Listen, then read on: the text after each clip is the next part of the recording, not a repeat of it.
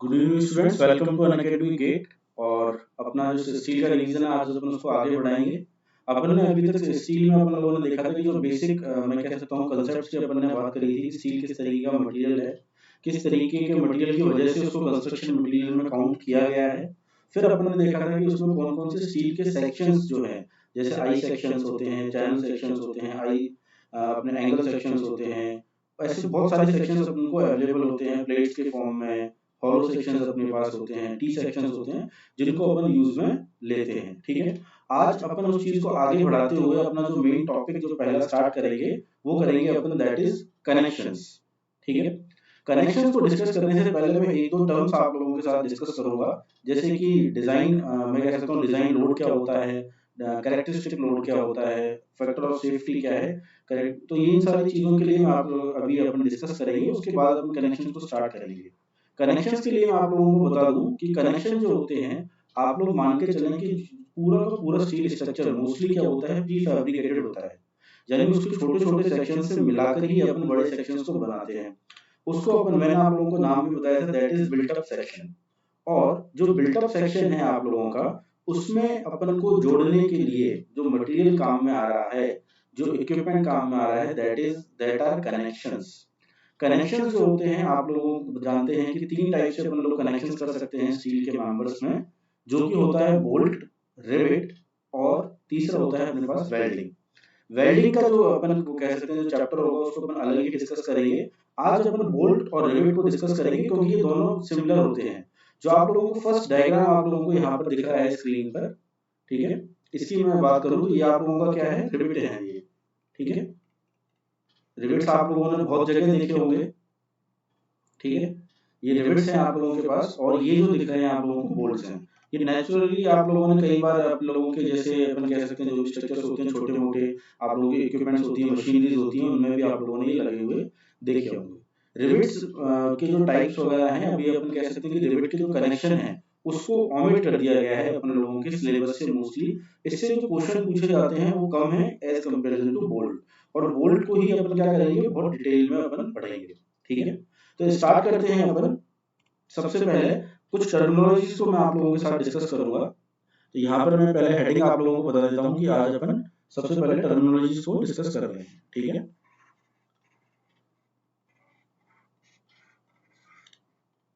और जो टर्मिनोलॉजीज हैं, सबसे पहले मैं आप लोगों से बात करूंगा यहाँ पर डिजाइन एक्शन की।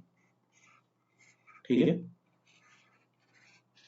अब बात आती है कि डिजाइन एक्शन है क्या। इसको सिंपल फॉर्म में मैं कहना चाहूँ तो मैं इसको एक तरीके से लोड भी कह सकता हूँ। ठीक है, यहाँ पर आप कंफ्यूज ना हो, मैं डिजाइन लोड की बात नहीं कर रहा हूँ, मैं यहाँ से सिर्फ और सिर्फ आप लोगों से लोड की बात कर रहा हूँ। ठीक है, तो डिजाइन एक्शन या फिर लोड क्या है आप लोगों को अगर मैं डिफाइन करना चाहूँ तो इसका बहुत सीधा सा मतलब है कि आप लोगों के जितने भी ऑल इंटरनल फोर्सेस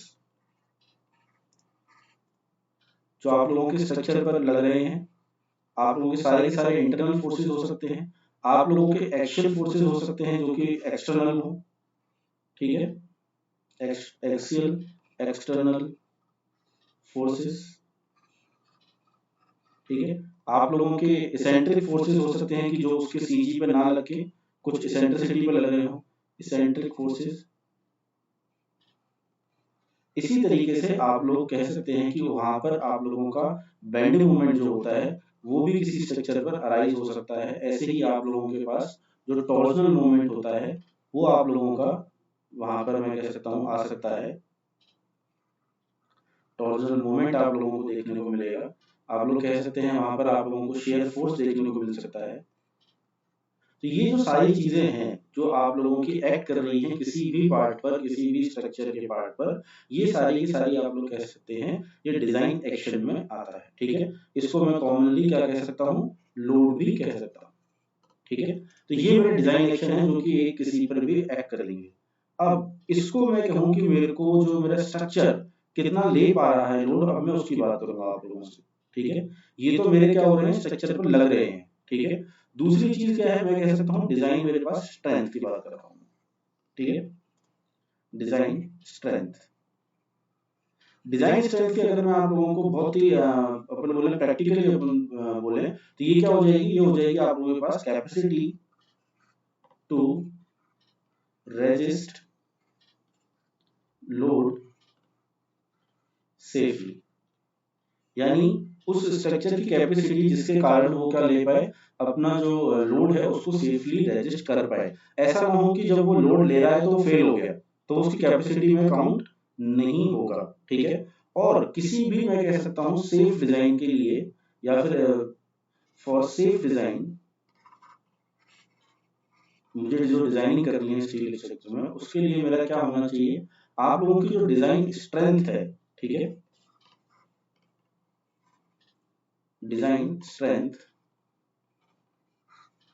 आप लोगों की ज्यादा होनी चाहिए as comparison to design load. जो आपका लोड जो लग रहा है स्ट्रक्चर पर, उससे आपकी डिजाइन स्ट्रेंथ ज्यादा होगी, तभी आप कह सकते हैं कि वो एक तरीके से सेफ डिजाइन है। ठीक है।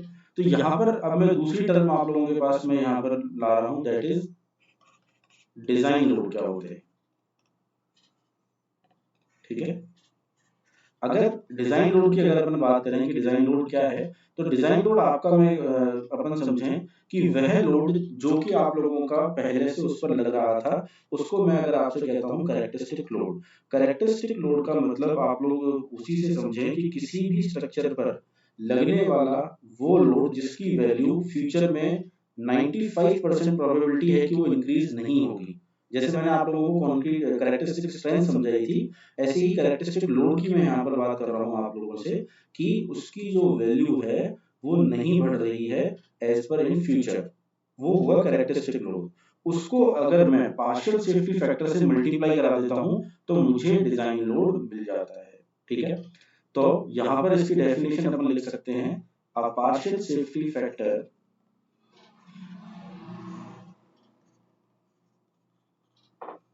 multiplied by कैरेक्टरिस्टिक लोड आप लोगों का डिजाइन लोड कहलाता है। ठीक है। और इस डिजाइन लोड को एक और नाम से जाना जाता है जो आप लोग जानते हैं, दैट इज फैक्टर्ड लोड। तो अपन एलएसएम की अगर मैं बात करूं तो एलएसएम में हमेशा अपन क्या करेंगे, लोड को फैक्टर्ड कन्वर्ट करने के बाद अपनी डिजाइन को स्टार्ट करते हैं। ठीक है। तो ये डिजाइन लोड और फैक्टर लोड एक ही चीज है। इसको काउंट करने के लिए अपन करेंगे partial safety factor into characteristic load. ठीक है। तो यहाँ पर जो पार्शियल सेफ्टी फैक्टर है उसको अपन कह सकते हैं कि उसको मैं जो शो कर रहा हूँ उसको मैं गामा से शो कर रहा हूँ। ठीक है। और कैरेक्टरिस्टिक जो आपका लोड उस पर आ रहा है उसको मैं पी से भी शो कर सकता हूँ। उन दोनों का मल्टीप्लिकेशन जो होगा वो आप लोगों को डिजाइन लोड देगा। ठीक है। तो डिजाइन लोड का पी डी से बहुत सारी चीजें होती हैं, कुछ अपन कहते हैं कुछ बुक्स में आपको एफ डी मिल जाएगा, अलग अलग से अपन डिनोट कर देते हैं। ठीक है। ऐसे ही आप लोगों के पास एक टर्म आती है दैट इज डिजाइन स्ट्रेंथ। आप लोगों से अगर डिजाइन स्ट्रेंथ की अगर अपन देखें कि व्हाट इज डिजाइन स्ट्रेंथ, तो मैं कह सकता हूं कि आप लोगों की किसी भी मटेरियल की एक कैरेक्टरिस्टिक स्ट्रेंथ होगी कि वो इतना लोड रेजिस्ट कर सकता है। ठीक है। कैरेक्टरिस्टिक स्ट्रेंथ जो है उस मटेरियल की, उसको यदि मैं डिवाइड कर देता हूं आप लोगों के पार्शियल सेफ्टी फैक्टर से, पार्शियल सेफ्टी फैक्टर। ठीक है। और यहाँ पर आप लोग याद रखेंगे कि पार्शियल सेफ्टी फैक्टर जो लग रहा है ये मटेरियल के लिए मैं लगा रहा हूँ कि मेरा किस टाइप का मटेरियल है। ठीक है। और यहाँ पर जो आप लोगों का पार्शियल सेफ्टी फैक्टर यूज हो रहा था वो लोड के लिए हो रहा था, इसलिए मैं यहाँ पर इसको गामा एल से मैंने यहाँ पर शो कर दिया है कि आप लोगों को उसमें कंफ्यूजन ना रहे कि यहाँ पर जो पार्शियल सेफ्टी फैक्टर है और यहाँ पर जो पार्शियल सेफ्टी फैक्टर है उसकी वैल्यूज अलग होती हैं। अलग होने का जो कारण है कि ये जो पार्शियल सेफ्टी फैक्टर लग रहा है यहाँ पर ये मटेरियल के लिए लग रहा है, और यहाँ पर जो पार्शियल सेफ्टी फैक्टर लग रहा है आप लोगों का वो किसके लिए लग रहा है, आप लोग कह सकते हैं लोड के लिए वो यहाँ पर लग रहा है। ठीक है। इसके बाद अगर अपन देखें कि इन पार्शियल सेफ्टी फैक्टर की जो वैल्यू है वो कितनी रहेगी। ठीक है। तो यहाँ पर मैं बात कर रहा हूँ आप लोगों से गामा एम की। ठीक है। गामा एम जो कि है आप लोगों का पार्शियल सेफ्टी फैक्टर। ठीक है। इसको आप लोग कई बार बुक्स में या फिर क्वेश्चंस अगर आप लोगों के पास बहुत ज्यादा अगर घुमा के आता है, अगर कोड से अगर वो करते हैं, तो आप इसको रेजिस्टेंस फैक्टर भी कह सकते हैं। क्या कह सकते हैं अपन इसको? रेजिस्टेंस फैक्टर, इसको इस नाम से भी जाना जाता है। ठीक है। और ये पार्शियल सेफ्टी फैक्टर जो है ये किसके लिए है? मैं कह सकता हूँ ये सेफ्टी के अगेंस्ट है, और मैं मटेरियल के लिए बात कर रहा हूँ। ठीक है। ये जो वैल्यूज बता रहा हूँ मैं आपको मटेरियल के रिस्पेक्ट में बता रहा हूँ सारी की सारी। ठीक है। अब देखते हैं किसके लिए क्या वैल्यू होगी। सबसे पहले मैं बात करता हूँ, यदि आप लोग किसी भी सेक्शन की यील्ड स्ट्रेंथ के रिस्पेक्ट में बात करें कि उस मटेरियल की मैं एफ वाई के टर्म्स में आप लोगों से बात करूं, तो वहां पर आप लोगों को जो पार्शियल सेफ्टी फैक्टर यूज करना है वो गामा एम नॉट यूज करना है, जिसकी वैल्यू होती है 1.1। इसी तरीके से अगर कोई सेक्शन है जिसकी आप लोग स्ट्रेंथ की जो बात करेंगे वो बकलिंग स्ट्रेंथ की अगर उसकी बात करते हैं, और बकलिंग स्ट्रेंथ के लिए जो आप लोग पार्शियल सेफ्टी फैक्टर यूज करेंगे वो भी आप लोगों का आप लोग शो करते हैं गामा एम नॉट, यानी वो भी कितना हो जाएगा 1.1। लेकिन कभी आप लोग अगर उस मटेरियल की या सेक्शन की मैं कहता हूं अल्टीमेट स्ट्रेंथ की बात करते हैं, ठीक है, अल्टीमेट टेंसाइल स्ट्रेंथ की बात करते हैं, तो आप लोग देखेंगे कि वहां पर जो आप लोग पार्शियल सेफ्टी फैक्टर यूज करेंगे उसको अपन गामा एम से शो कर देते हैं। कई बार गामा M1 भी इसमें लिखा होता है, उसकी वैल्यू होती है 1.25। तो यहाँ से ये जो इम्पोर्टेंट चीज निकल कर आई है, तो कुछ जो बच्चों को कंफ्यूजन होता है कि कभी फॉर्मूले में अपन 1.1 यूज कर लेते हैं गामा की वैल्यू, कभी अपन 1.25 यूज कर लेते हैं, उसके रीजन क्या है उसके पीछे रीजन ये है, वहां पर अपन सेक्शन की जो स्ट्रेंथ अगर यील्ड में बता रहे हैं, बकलिंग में बता रहे हैं, तो अपन को गामा एम नॉट 1.1 यूज करना है। आप देखेंगे जिस भी फॉर्मूले में एफ वाई होगा, एफ वाई के साथ गामा की वैल्यू हमेशा 1.1 आती है, और जहां पर भी एफ यू होगा यानी अल्टीमेट की मैं बात करूंगा, वहां पर गामा की वैल्यू जो होती है वो 1.25 आप लोग देखेंगे। ठीक है। इसी तरीके से अगर मैं बात करता हूँ लोड के लिए जो गामा है, ठीक है, यानी मैं आप लोगों से यहाँ पर बात कर रहा हूँ गामा एल की। ठीक है। गामा एल जो है that is partial safety factor for load, partial safety factor for load. या आपको मैं आप कह सकते हैं IS 800 में ये वैल्यूज आप लोगों को बहुत ही गिवन है। ये जो वैल्यूज हैं आप लोग कह सकते हैं ये LSM के थ्रू आप लोगों की वैल्यूज मैं आप लोगों को यहाँ पर मेंशन कर रहा हूँ। तो वो डिपेंड करता है आप लोगों के पास लोड का कॉम्बिनेशन क्या है, ठीक है, और उस लोड कॉम्बिनेशन के हिसाब से आप क्या करते हैं गामा एल की वैल्यू को लेते हैं। अगर लोड कॉम्बिनेशन में मैंने आप लोगों को बताया था बहुत टाइप के लोड हो सकते हैं। अगर मेरे पास आप डेड लोड अवेलेबल है और उसके साथ लाइव लोड आ रहा है, डेड लोड मैं कह सकता हूं जो भी ऐसे मेरे मटेरियल्स हैं जिन्हें बिल्कुल एक जगह पर फिक्स है, जबकि सेल्फ वेट ऑफ स्ट्रक्चर जो खुद का वेट होता है। लाइव लोड में ऐसा कोई स्ट्रक्चर जो वहां से मूव कर सकता हो, ठीक है, जैसे कि जो टेम्पररी जो लोड्स होते हैं वो लाइव लोड में काउंट होते हैं। जैसे अपने खुद का वेट जो होता है वो आप लोगों का लाइव लोड में वेट होगा, क्योंकि अपन ऐसा परमानेंट एक जगह पे फिक्स नहीं रहते हैं, तो वो लाइव लोड में आता है। तो dead load plus live load के कॉम्बिनेशन के साथ जो गामा एल की वैल्यू होती है वो होती है 1.5। ठीक है। ऐसे ही अगर कॉम्बिनेशन है आपके पास dead load plus wind load, जो विंड के कारण लोड लग रहा है, कोड आप लोगों का IS 875 पार्ट 3 जिसके लिए है, उसके लिए गामा एल की आप वैल्यू लेंगे 1.5। और यदि आप dead load plus live load plus wind load ले लेते हैं, तो आपके पास जो गामा एल की वैल्यू होगी वो हो जाएगी 1.2। ठीक है। तो ये जो पार्शियल सेफ्टी फैक्टर हैं आप लोगों को ये याद रखने हैं। अगर आप लोगों को क्वेश्चन में dead load plus live load करके नहीं दे रखा है, डायरेक्टली लोड दे रखा है, तो आप उन क्वेश्चनों में क्या करेंगे गामा एल की वैल्यू को 1.5 यूज में ले लेंगे। तो आप लोग देख सकते हैं कि जो मेरे पास फॉर्मूला बनता है मोस्टली मैं कह सकता हूं कि जो मेरा फैक्टर्ड लोड होता है,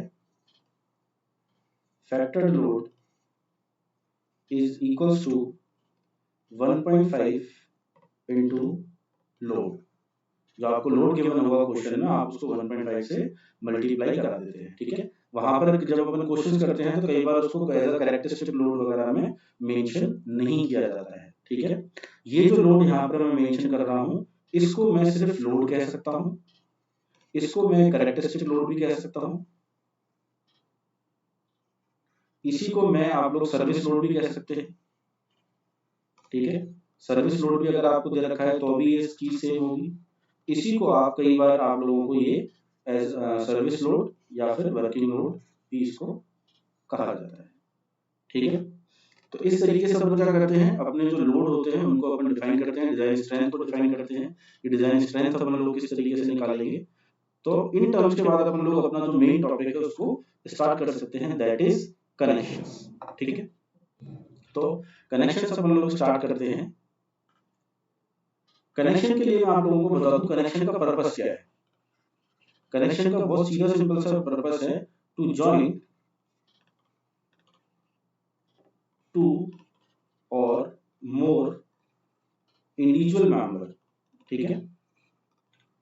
आप लोग कह सकते हैं दो या दो से अधिक जो इंडिविजुअल मेंबर्स हैं उनको आपस में जोड़ने के लिए अपन उसका यूज में लेते हैं, टू जॉइन टू और more individual member to make built up section, ठीक है, बिल्ट अप सेक्शंस, ये मेरे उसका पर्पस है, ठीक है।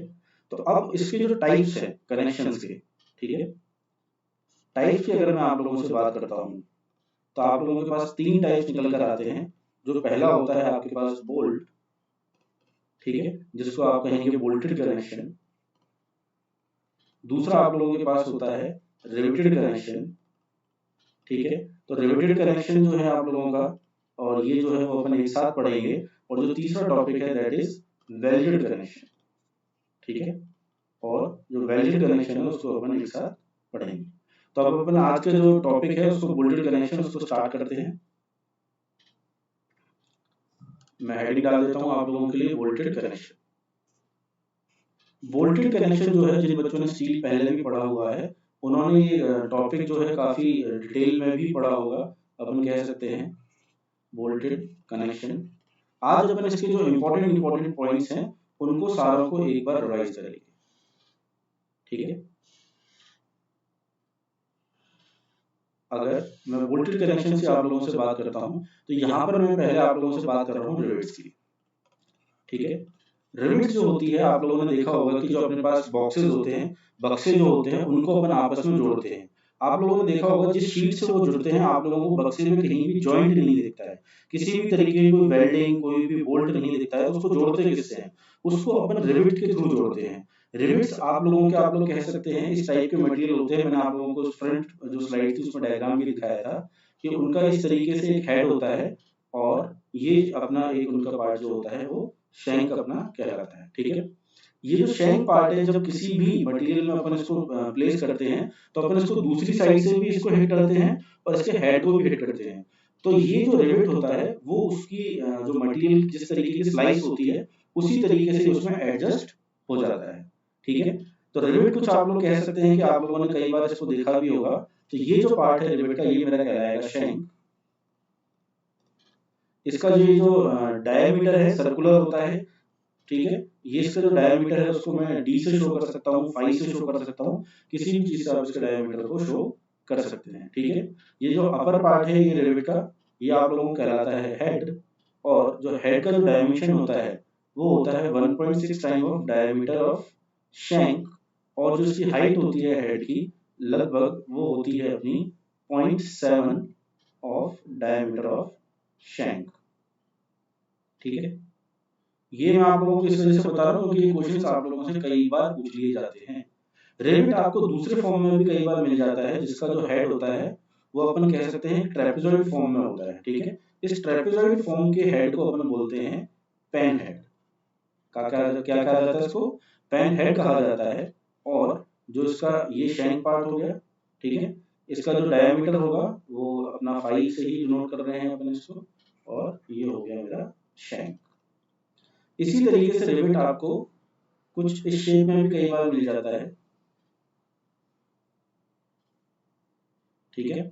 और ये अपन 5 का डाया हो गया, ठीक है। हेड और शैंक इसके सेम रहेंगे। अब अपन बात करें कि जो फर्स्ट वाला जो रिवेट आप लोगों ने देखा तो अपन इसको क्या नाम दें, ठीक है। इसका अगर अपन नाम देंगे तो आप लोगों को दिख रहा है राउंड है, तो आप इसको कहेंगे राउंड हेड रिवेट, क्या कहेंगे अपन इसको, round head rivet, round head rivet. इसको अपन दूसरे नेम से भी जान सकते हैं, उसको कहते हैं अपन स्नैप हेड रिवेट। ये नाम आप लोगों को इस वजह से याद रखने की जरूरत है क्योंकि जब आप लोगों को एसएससी में क्वेश्चन आएगा तो डायरेक्टली आपसे पूछता है राउंड हेड रिवेट या स्नैप हेड रिवेट, तो आप लोगों को पता होना चाहिए कि वो किसके लिए बात कर रहा है। ठीक है, नेक्स्ट इज, इसको अपन बोलेंगे, मैंने आपको बता दिया है, पेन हेड रिवेट। और जो तीसरा है आपके पास उसको अपन कहेंगे फ्लैट काउंटर रिवेट। ठीक है, फ्लैट काउंटर शैंक जो रिवेट है, इसको कई बार ऐसे भी कह देते हैं, फ्लैट काउंटर शैंक रिवेट। ठीक है, तो यहाँ तक आप लोगों ने देखा कि 3 टाइप के आप लोगों को क्या मिल रहे हैं, आप लोग कह सकते हैं कि मेरे को रिवेट मिल रहे हैं। ठीक है, इसके बाद अपन देखेंगे कि मेरे पास की अगर मान लीजिए ये कोई यदि कोई प्लेट, ठीक है, ये दूसरी प्लेट आ गई मेरी, इसको मैंने एक के ऊपर एक रखा हुआ है, ये मैंने इसमें क्या किया, रिवेटिंग कर दी है। ठीक है, यानी इसके अंदर मैंने रिवेट को प्लेस कर दिया, ये मेरा रिवेट इसमें लगा हुआ है। ठीक है, तो यहाँ पे अब जो ये सारा मटेरियल होगा ये किसका है, रिवेट का है। ठीक है, तो अगर मैं बात करूं आप लोगों से, जहां से ये प्लेट स्टार्ट हो रही है, जहां पे नीचे वाली प्लेट खत्म हो रही है, इतने पोर्शन में क्या हो रखा है, रिवेट ने प्लेट्स को, मैं कह सकता हूं वो उसके टच में आ रहा है। ठीक है, यानी उसकी ग्रिप में आ रहा है। तो इतनी लेंथ जो आप लोगों की यहाँ से स्टार्ट हो रही है और इस दूसरी वाली नीचे के बॉटम पर खत्म हो रही है, इसको कहा जाता है ग्रिप लेंथ। क्या कह रहे हैं अपन इसको, ग्रिप लेंथ ऑफ रिवेट। ये ग्रिप लेंथ कहलाती है अपने रिवेट की। इसी के साथ साथ अब अपन के पास आएगा कि ग्रिप के कुछ टर्मिनोलॉजीज अपन लोग देखेंगे, कौन कौन सी टर्मिनोलॉजीज होती है। ठीक है, तो टर्मिनोलॉजीज की मैं बात करूं, सबसे पहले अपन बात करेंगे इसके नॉमिनल डायमीटर। ठीक है, नॉमिनल डायमीटर कि ये क्या होता है। ठीक है, नॉमिनल डायमीटर जो आप लोगों का, मैं कह दूं जो आप लोगों के रिवेटिंग जो हो रही है उसका जो शैंक का जो डायमीटर है वही आप लोगों का डायमीटर कहलाया जाता है। ठीक है, लेकिन जो मैं इसकी बात कर रहा हूँ वो बात कर रहा हूँ रिवेटिंग होने से पहले, यानी उसको प्लेस करने से पहले की मैं आप लोगों से बात कर रहा हूँ। ठीक है, तो it is the diameter of rivet, ठीक है, बिफोर आप लोग कह सकते हैं रिवेटिंग प्रोसेस। ठीक है, तो इसको अपन लिख देते हैं diameter of rivet before riveting process, यानी उसको प्लेस करने से पहले, उसको अपन कह सकते हैं कि प्लेट्स में लगाने से पहले जो उसका डायमीटर है वो उसका क्या हो जाएगा, डायमीटर, नॉमिनल डायमीटर हो जाएगा। ठीक है, और इसकी जो वैल्यू होती है it is same as shank diameter. जो आप लोगों के शैंक का डायमीटर होता है वही इसके बराबर होता है। शैंक का डायमीटर आप लोगों ने देखा कि अपन फाई से शो कर सकते हैं उसको, अपन कई बार उसको नॉमिनल डी से भी शो कर सकते हैं। अलग अलग बुक्स में अलग अलग दे रखा होता है, लेकिन मैं आप लोगों को प्रेफर करूंगा कि आप लोग डी से इसको शो करें ताकि आप लोगों को बार बार जो है कंफ्यूजन ना हो। ठीक है, अब क्या होगा कि मैं कह सकता हूँ दूसरा मेरे पास चीज जो आएगी दैट इज इफेक्टिव। किसकी बात कर रहा हूं मैं आपके पास, इफेक्टिव डायमीटर। इफेक्टिव डायमीटर क्या है, ये भी आप लोगों का डायमीटर तो रिवेट का ही है, लेकिन ये बात हो रही है मेरी आफ्टर रिवेटिंग की। ठीक है, तो यहां पर अपन मेंशन करेंगे diameter of rivet after riveting. ठीक है, यानी उसको प्लेट में प्लेस करने के बाद वहां पर जब अपन उसको हैमर की मदद से ठोक देते हैं अंदर तक, तो तब जो उसका डायमीटर में चेंज आ जाता है वो आप लोगों का कहला रहा है क्या, मेरा, मैं कह सकता हूँ वो मेरा कहला रहा है इफेक्टिव डायमीटर। ठीक है, इसको अपन कह सकते हैं कि ये जो चीज होगी it is same as, it is same as or equals to diameter of rivet hole। जो आपने रिवेटिंग करने के लिए, ठीक है, जो आप लोगों ने होल किया है उसके ये क्या होगा, बराबर होगा। तो इसको अपन कई बार क्या शो करते हैं, इसको अपन शो करते हैं डी नॉट से, ठीक है। अगर आप रिवेट होल को डी से शो करेंगे तो आप लोगों को इसको 5 से यहाँ पर शो करना पड़ेगा, और अगर आप इसको डी से, नॉमिनल को डी से शो कर रहे हैं तो आप इसको ले लेते हैं डी नॉट। डी नॉट लगाने से आप लोगों को पता पड़ जाता है कि मैं रिवेट होल की बात कर रहा हूँ, और आप लोगों के लिए जो टर्मिनोलॉजी है वो इजी हो जाती है, ठीक है। तो मैं कह सकता हूँ किसी भी प्लेट में, यदि मैं एक एग्जांपल लेता हूँ, ठीक है, ये एक प्लेट थी मेरी और ये उसके ऊपर मैंने दूसरी प्लेट रखी है, और इसमें मुझे कनेक्शन प्रोवाइड करना था।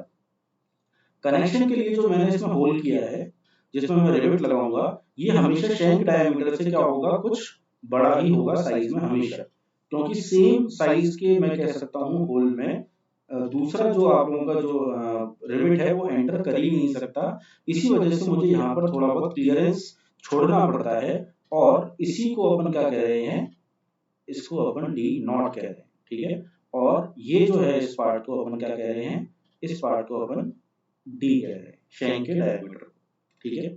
यहाँ तक अपन लोगों ने समझा। अब बात आती है कि ये डी नॉट को फाइंड आउट करने के लिए अपन क्या करेंगे, यानी ये डी नॉट की जो वैल्यू होगी वो कितनी होगी।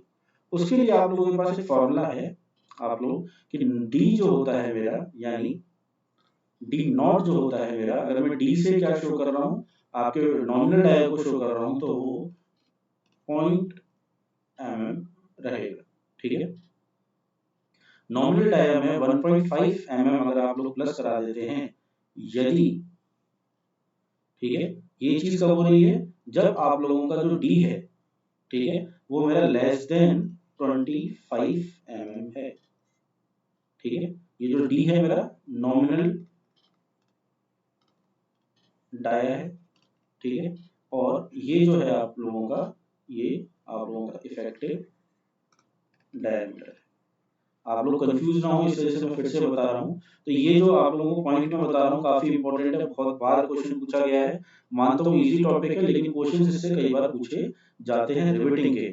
आप लोगों के पास जब भी एसएससी या किसी भी स्टेट एग्जाम में आप लोग जाएं तो वहां पर आप लोग ध्यान दें कि आपको क्वेश्चन में जो क्वेश्चन पूछा गया है वो रिविट के लिए पूछा गया है या फिर बोल्ट के लिए पूछा गया है, क्योंकि दोनों में डिफरेंस है।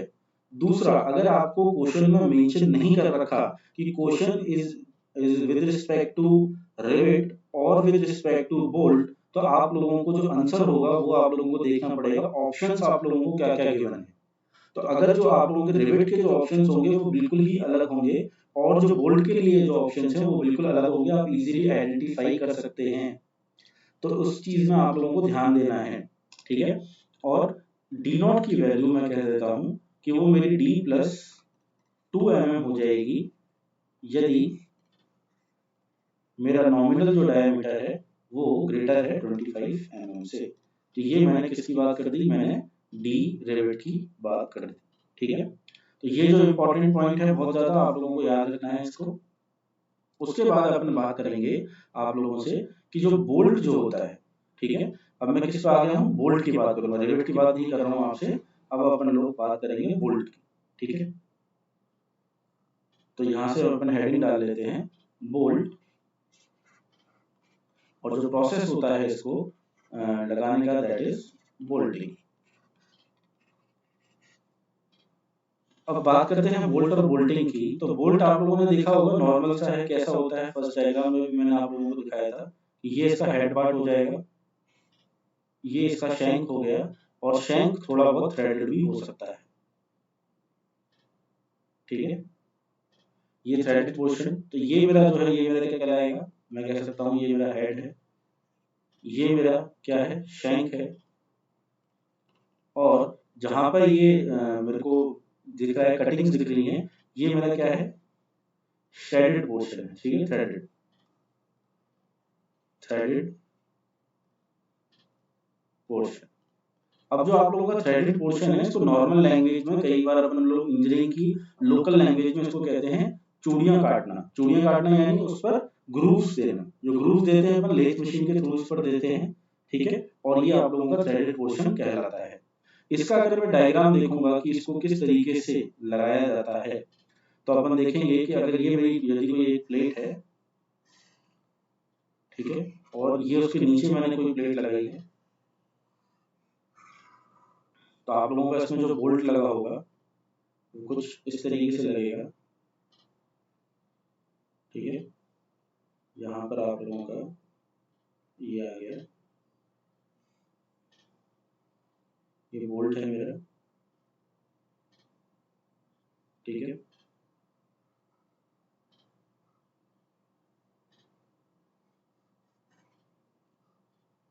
ये तो यहाँ पर आप लोग देखेंगे कि ये जो चीज लगी हुई है ये क्या है, नट। उसको कसने के लिए जो अपन करते हैं, टाइटन करने के लिए जो अपन यूज में लेते हैं, ये आप लोगों का थ्रेडेड पोर्शन हो भी सकता है, नहीं भी, दोनों ही चीजें यहाँ पर मैं थ्रेडेड लेकर चल रहा हूँ। ये आप लोगों का क्या है, मेरा हेड है। ये आप लोगों को जो दिख रहा है ये क्या है, स्टील का जो वॉशर्स अपन यूज में लेते हैं उसको ढंग से टाइटन करने के लिए, ताकि वो प्रॉपर ग्रिप ले ले, और वही जो स्टार्टिंग की प्लेट से लेकर एंड तक की जो होगी वो आप लोगों को क्या कहलाएगी, ग्रिप लेंथ कहलाएगी, ठीक है। ग्रिप लेंथ ऑफ बोल्ट, ठीक है, जिसको अपन डिनोट करेंगे LG से। ये आप लोगों की ग्रिप लेंथ कहलाएगी। और ये जो आपने जो होल किया है वो क्या हो जाएगा, अपन लोग कह सकते हैं कि वो अपना डायमीटर ऑफ होल कहलाएगा, ठीक है। डायमीटर ऑफ होल के लिए आप लोगों को बोल्ट में अलग आप लोगों के डायमेंशन है, जैसे कि मैंने आप लोगों को पहले भी बताया था, ठीक है।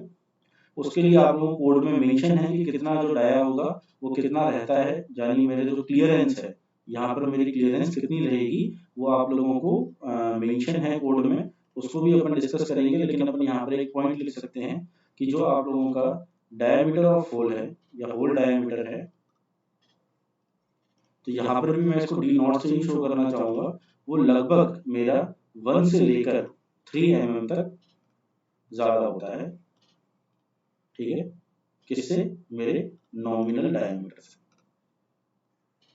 ठीक है। और नॉमिनल डायमीटर को भी यहाँ पर मैं जो बोल्ट के लिए भी जो हो रहा है उसको डी से ही शो कर रहा हूँ, यानी ये जो है आप लोगों का ये डी की वैल्यू रहेगी, ठीक है। तो यहाँ तक अपन ने देखा। अपन इसके बोल्ट क्लियरेंस पर भी आगे चलेंगे, उससे पहले अपन लोग देखते हैं कि बोल्ट्स कितने टाइप के आप लोगों को अवेलेबल होते हैं, टाइप्स ऑफ बोल्ट, ठीक है। इससे भी आप लोगों के कई बार क्वेश्चन पूछा गया है, तो इन बोल्ट्स को आप लोगों को नाम और इनका क्या स्पेसिफिकेशन है वो आप लोगों को याद रखना है। एक आपके पास अनफिनिश्ड बोल्ट होता है, अनफिनिश्ड बोल्ट्स, ठीक है। इसको ऑर्डिनरी बोल्ट्स भी कहा जाता है। इसको कई बार अपन लोग रफ बोल्ट से भी कहते हैं, क्योंकि इनकी सरफेस जो होती है वो स्मूथ नहीं होती है। ऐसे ही आप लोगों के पास इनको एक ब्लैक बोल्ट से भी जाना जाता है। ये एक ही टाइप के बोल्ट के नाम है। दूसरे जो बोल्ट्स होते हैं वो हाई फ्रिक्शन ग्रिप के साथ होते हैं, तो उनको अपन नाम देते हैं high strength friction grip bolts, high strength friction grip bolt, ठीक है। तो ये बोल्ट्स के हैं। तीसरा भी अपने पास होते हैं जिनको अपन अनफिनिश्ड बोल्ट्स, ब्लैक बोल्ट्स, या फिर अपन लोग कह सकते हैं कि उनको ऑर्डिनरी बोल्ट्स भी कह सकते हैं। ये मेनली अगर अपन देखें तो ये दो ही टाइप में आप लोगों के डिफाइन होते हैं। इनकी अगर मैं प्रॉपर्टियों की बात करूं तो उसको अपन डिस्कस करते हैं कि किस किस टाइप के बोल्ट की क्या प्रॉपर्टी है। तो सबसे पहले अपन देखेंगे कि जो बोल्ट्स आप लोगों के हैं, ठीक है, वो किसके बने हुए हैं। तो अपन they are made up of mild steel, ठीक है। मोस्ट मैक्सिमम केसेस में ये लोग माइल्ड स्टील की जो राउंड बार्स होती हैं, जो मैंने आप लोगों को सेक्शंस बताए थे, मैंने कल की जो मतलब जो पिछली क्लास थी उसमें भी डिस्कस किया था कि वो राउंड जो स्टील बार्स होती हैं उनसे मिलकर अपन बोल्ट्स को बनाते हैं। उसमें मैंने उनको यूज जो बताया था, तो यहाँ पर वो पॉइंट फिर से रिवाइज हो रहा है, ठीक है। और अपन कह सकते हैं कि जो उनका शेप जो होगा वो कैसा होता है, या तो स्क्वायर होता है या फिर उनका रेक्टेंगुलर होता है हेड का शेप, ठीक है, रेक्टेंगुलर हेड शेप, ठीक है। नेक्स्ट, ये बोल्ट के हेड की बात कर रहा हूँ। आप लोग ध्यान रखिएगा कि जो यहाँ पर मैं शैंक की बात नहीं कर रहा हूँ, शैंक आपका सर्कुलर ही है जिसका आप डायमीटर निकाल रहे हैं। यहाँ पर ये जो पॉइंट लिखा है स्क्वायर और रेक्टेंगुलर हेड के लिए लिखा है, हेड शेप के लिए, ठीक है। जो डायमीटर जो बोल्ट का अवेलेबल है अपने लोगों को, ठीक है, डायमीटर अवेलेबल जो अपन लोगों के पास मार्केट में होता है वो अपन कह सकते हैं वो 5 mm के बोल्ट से स्टार्ट होता है लगभग, और आपके पास 36 mm तक के बोल्ट आप लोगों को मिलते हैं, ठीक है। और इनको अपन शो करते हैं, यानी डेजिग्नेटेड एज, अगर 5 mm का बोल्ट है तो वो आप लोगों का M5 कहलाएगा, और अगर वो आप लोगों का M36 mm का है तो वो M36 कहलाएगा, ठीक है। कॉमनली आप लोगों के M20 जो बोल्ट्स होते हैं आपके वो काफी यूज में होते हैं, M16 जो बोल्ट्स होते हैं वो काफी यूज में होते हैं, M30 बोल्ट्स जो आप लोगों के बड़े बड़े कनेक्शंस होते हैं उनको अपन यूज में लेते हैं, ठीक है। ये जो बोल्ट्स हैं आप लोगों के, अपन कह सकते हैं कि इनको अपन मोस्टली जो यूज करते हैं बोल्ट्स को वो स्टैटिक लोड्स के लिए किया जाता है, ठीक है। These are used for static loads, ठीक है। इनका जो यूजफुलनेस है वो स्टैटिक लोड्स के लिए यूज में लिया जाता है। जैसे कि स्टैटिक लोड आप लोगों के जो परलिंक्स में आ रहे हैं, आप लोग ब्रेसिंग मेंबर्स जोड़ेंगे, टेंशन में आप टेंशन मेंबर में पढ़ेंगे, कंप्रेशन मेंबर में आप लोगों को पढ़ाऊंगा, तो आप लोग उसमें देखेंगे ब्रेसिंग्स और लेसिंग्स का अपन लोग यूज में लेते हैं, और परलिंक्स वगैरह जो रूफ ट्रस में अपन इसको यूज में लिया करते हैं, ठीक है। तो अपन लोग कह सकते हैं कि जो इसकी प्रॉपर्टी अब बात करते हैं बोल्ट की, वो कैसे शो करेंगे, तो अपन कह सकते हैं कि प्रॉपर्टी ऑफ बोल्ट इज अपन लोग यहाँ पर मेंशन करेंगे कि वो किससे अपन दिखा रहे हैं उसकी प्रॉपर्टीज को, are specified by grade of bolt, यानी उसकी प्रॉपर्टी को अपन ग्रेड ऑफ बोल्ट से दिखा रहे हैं। तो ग्रेड ऑफ बोल्ट क्या है, यानी बोल्ट की जो स्ट्रेंथ है वो अपन कैसे दिखाएंगे, तो ग्रेड उसका कैसे होते हैं, ग्रेड आपको दिया जाता है बोल्ट का 4.6 मान लीजिए, एग्जांपल मैं आप लोगों को दे रहा हूं, ठीक है। यदि आपको 4.6 के जो है, मैंने एग्जांपल 4.6 इस वजह से लिया है क्योंकि 4.6 के ही आप लोगों को मैक्सिमम जो बोल्ट्स हैं वो मिलते हैं, ठीक है। हमेशा अगर मेंशन भी नहीं होता तो डिजाइनिंग में अपन अज्यूम करके चलते हैं कि जो बोल्ट का जो ग्रेड रहेगा वो 4.6 रहेगा। तो यहाँ पर जो 4.6 ग्रेड शो कर रहा है, यहाँ पर 4 आपको शो कर रहा है 1/100 times of ultimate tensile strength, ठीक है। ये आप लोगों को क्या शो कर रहा है, अल्टीमेट टेंसाइल स्ट्रेंथ यहाँ पर ये आप लोगों को शो कर रहा है। और ये जो पार्ट बच गया, ठीक है, इस पार्ट के बचने का मतलब है यहाँ पर मैं बात कर रहा हूँ आपसे 0.6 की पूरे के पूरे। तो 0.6 क्या है मेरा, 0.6 एक रेशियो है मेरा यील्ड स्ट्रेस और मेरे जो अल्टीमेट स्ट्रेस ऑफ बोल्ट की। तो बोल्ट है तो मैंने यहाँ पर बी लगा दिया है, ठीक है। तो आप लोगों को कंफ्यूजन ना हो, यहाँ मैं लिख देता हूँ, this is yield strength of bolt. कई बार बच्चे कंफ्यूज रहते हैं कि ये यील्ड स्ट्रेंथ किसके रिस्पेक्ट में बात हो रही है। जब कनेक्शंस आ जाते हैं तो एफआई प्लेट का भी आ जाता है, बोल्ट का भी आ जाता है, तो आप लोगों को वहां पर कंफ्यूज नहीं होना है। अगर वहां पर बी लगा हुआ है तो मैं वहां पर बोल्ट की ही बात कर रहा हूँ, यानी वो क्वेश्चन जो है, और ये क्या हो जाएगा, अल्टीमेट टेंसाइल स्ट्रेंथ हो जाएगा, ठीक है। तो अपन यहाँ पे देखते हैं ऑफ बोल्ट की, तो इसका जो रेशियो है वो क्या है 0.6 की। अगर मैं यहाँ पर बात कर रहा हूँ तो मेरा, मैं यहाँ पर इजीली कह सकता हूँ कि मेरा 0.6 इंटू एफ यू बी मुझे क्या दे देगा, मेरा एफ वाई यानी यील्ड स्ट्रेस ऑफ बोल्ट दे देगा वो मेरे को। तो 0.6 इंटू एफ यू की वैल्यू क्या आ रही है मेरे पास, मैं यहाँ से देख सकता हूँ ये 100 टाइम है, ठीक है, यानी 100 टाइम है किसका, 4 है। तो 1 यहाँ पर क्या हो जाएगा 100 यानी अगर मैं इसकी वैल्यू को निकालूंगा तो हो जाएगी मेरे पास 400, ठीक है, न्यूटन पर एमएम स्क्वायर। क्योंकि 100 टाइम था किसका, 400 का ही तो होगा वो, तो ये हो गया 400, तो यहाँ पर आ जाएगा मेरा 400। तो यहाँ पर आप लोगों को स्ट्रेंथ मिलेगी दैट इज 240 एमपीए या फिर न्यूटन पर एमएम स्क्वायर। इस तरीके से जो ग्रेड होते हैं वो आप लोगों को शो करते हैं उसकी स्ट्रेंथ को, ठीक है। तो आप लोग जो अनफिनिश्ड जो आप लोगों में बोल्ट होते हैं, ब्लैक बोल्ट्स होते हैं, ठीक है, वो सारे के सारे जो बोल्ट्स होते हैं वो लगभग अपन लोग कह सकते हैं नॉन फ्रिक्शनल, वो इसी स्ट्रेंथ में आप लोगों को मिलते हैं, यानी यही अपन को उसका मिलता है, ठीक है। इसी तरीके से अगर मैं बात करूं कि लोड कैरिंग कैसे होता है, जो अपन लोगों का बोल्ट है वो किस तरीके से लोड को रजिस्ट कर रहा है। तो यदि ये मेरा कोई बोल्ट है, ठीक है, और ये बोल्ट दो प्लेटों को आपस में जोड़ रहा है, ये पहली प्लेट हो गई है आपकी और ये मेरी दूसरी प्लेट हो गई है, ठीक है। यहाँ पर जो लोड लग रहा है, टेंसाइल लोड लग रहा है, तो मैं इसको P यहाँ पे आप लोगों के लिए लिख देता हूँ कि ये टेंसाइल लोड है, ठीक है, और ये यहाँ पर इस डायरेक्शन में P लग रहा है और ये भी टेंसाइल लोड है, यानी ये क्या करेगा, इन दोनों प्लेट्स को आपस में खींचने की कोशिश करेगा।